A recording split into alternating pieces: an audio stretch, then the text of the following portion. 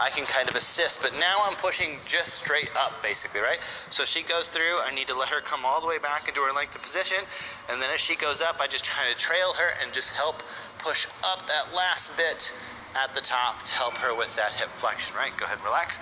Okay, I use my whole forearm this way and not like this, because if you're like this, you tend to work at an angle and you're likely to tilt somebody and push up one leg more than the other. So right here, it's a nice thing.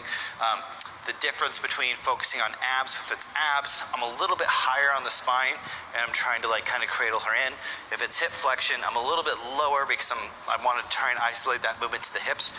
So that the difference here, if Chelsea stands, right? If I'm focusing on her abs, right? I'm gonna be up here so that she can kind of post tilt underneath. I'm gonna be more lumbar.